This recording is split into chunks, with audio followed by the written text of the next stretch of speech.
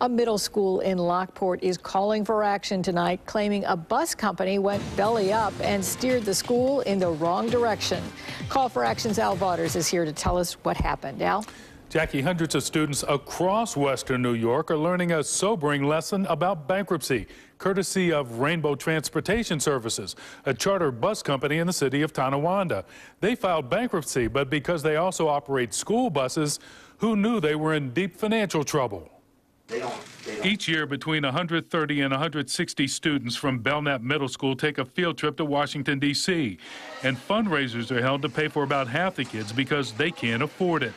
But this year, the trip cost thousands of dollars extra because Rainbow Transportation took their $4,700 deposit and then didn't come through. I realized that we were in trouble, so I called them and asked them right away, would they be able to continue with our trip? You heard? I heard, right. They didn't even call you and say, we can't do it? No, they didn't tell me anything. We've learned Rainbow Transportation filed Chapter 11 bankruptcy in February 2010, more than a year ago, and long before school officials paid that $4,700 deposit.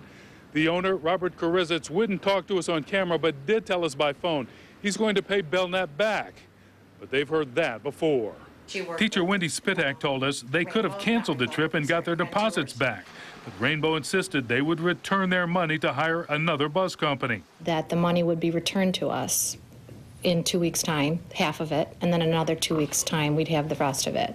Belknap still hasn't seen the money, so student funds had to be shifted to hire 2 bus companies for the trip.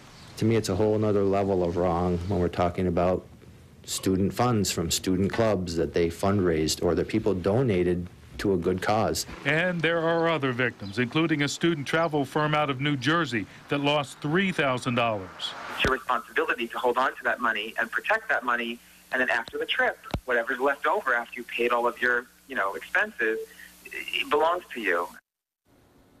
We also found out a group of softball teams near Rochester also got burned to the tune of $4,600 for a trip to a tournament in South Carolina. They also had to hire another bus company to get